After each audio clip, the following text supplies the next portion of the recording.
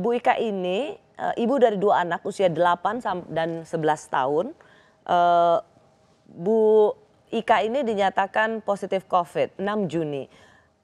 Suami dan 2 anak negatif pada saat itu. Nah, Ibu Ika yang sudah bergabung bersama saya, Bu Ika, bagaimana Anda dinyatakan COVID, suami dan 2 anak negatif, tapi kemudian anak-anak juga ikut kena COVID?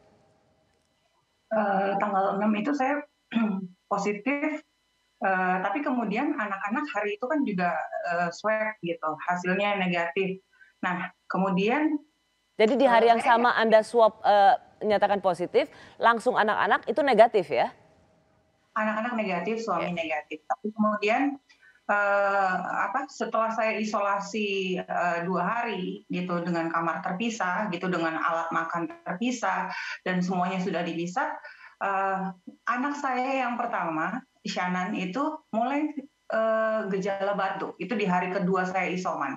Saya dengar dari bawah gitu dia gimana batuknya tidak berdahak gitu, batuknya kering. Nah, kemudian karena kami menggunakan telemedicine, jadi saya konsultasi dengan dokter saya untuk diresepkan obat gitu, obat batuk apa yang bisa maksudnya untuk pencegahan di awal gitu. Oke, Bu Ika, maaf, supaya kita clear di sini. Jadi ini kan ada soal kapan melakukan tracing. Jadi pada hari yang sama Anda mendapat hasil positif dari PCR swab, Anda juga langsung tracing atau Anda langsung tes anak-anak Anda, itu negatif ya, Bu?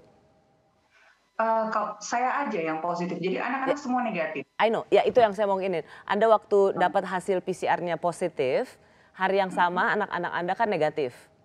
Iya. Kemudian isoman dan terpisah, baru 2 hari kemudian dalam isoman itu Anda melihat, Anda mendengar. Anak-anak menunjukkan gejala berikutnya gitu. Kayak yang susulung itu batuk, terus kemudian hari ketiga saya isoman, yang kecil mulai video call dan dia bilang, Bun, saya ngerasa pusing gitu. Kira-kira harus gimana gitu. Kebetulan kami di rumah itu memang menyediakan obat, jadi minta tolong untuk suami untuk diambilkan gitu dengan dosis yang sesuai itu, diberikan ke Najiha gitu, anak yang kedua gitu, terus kemudian membaik gitu. Keesokannya tetap ceria lagi karena mereka juga berbarengan dengan ujian gitu waktu itu. Mereka ya tetap melakukan aktivitas seperti biasa. Oke, itu yang buat para ibu kayak confident ya, kayaknya nggak ada apa-apa nih gitu. Enggak, di hari ke-5 saya meminta untuk suami coba deh PCR juga gitu, karena saya sangat yakin bahwa COVID ini akan cepat banget nyebar ke yang ada di satu rumah gitu, anak-anak dan semua yang ada di dalam satu rumah gitu. Saya menyarankan suami untuk coba deh PCR gitu. Selang pada saat PCR, puskesmas juga meresepkan obat-obatan gitu. Terus kemudian suami pada saat PCR itu sudah ada keluhan gitu, kok aku pegel-pegel ya. Udah gejala lah ya. Itu udah gejala dan saya yakin banget dia COVID. Terus kemudian how do you know? Gejalanya itu hampir mirip-mirip Mbak Rosi. Kami kan rajin juga untuk riset, baca dan segala macam, lihat-lihat informasi dari luar gitu. Oh ini gejalanya nih hampir mirip nih. Oke. Jadi Anda udah punya feeling ya begitu suami ini COVID deh nih. Iya, saya yakin dengan feeling itu gitu. Terus kemudian kok tapi gejalanya beda Bun gitu. Iya, memang akan beda-beda. Saya sadar kayak itu. Terus kemudian hari ke-6 saya ngerasa baik semua Mbak Rosi. Jadi kayak yang slam di badan saya kayak hilang semua. Terus kemudian saya ngerasa firm. Saya hubungi puskesmas untuk tracing lagi ke anak, memastikan bahwa mereka positif atau enggak. Dan nyatanya mereka juga positif. Oh, ya anak-anak positif. Ya. Jadi sekeluarga ya?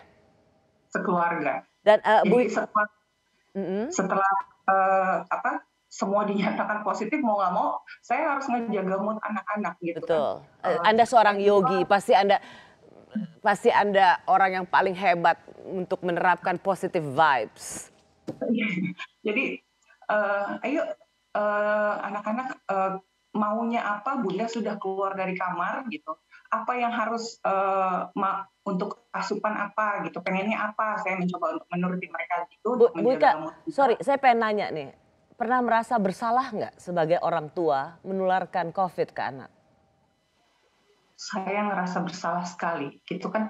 Kami juga nggak tahu paparannya dari mana, karena intensitas kegiatan ini kan anak yang sulung, dia ada pendalaman materi di sekolah. Hmm. Meskipun Mbak Rosi di situ di sekolah cuma ada 2 anak ya, 2 anak mereka duduk berjauhan, terus kemudian guru juga sudah melakukan vaksinasi maupun tracing gitu. Tapi kami juga nggak tahu terpaparnya ini di mana gitu. Tapi Bu Kami Ika kan juga sempat ke mana? Ke ngantar anak sekolah itu ya? Ya, saya ke sekolah dalam sepekan, tapi kami nggak kontak ke siapa-siapa. Oke. Kami jadi ketika saya mengantarkan Shannon ke sekolah gitu, sampai masuk kelas, Oke. terus kemudian saya balik lagi ke mobil, nggak kontak dengan siapapun. Siapapun. Oke.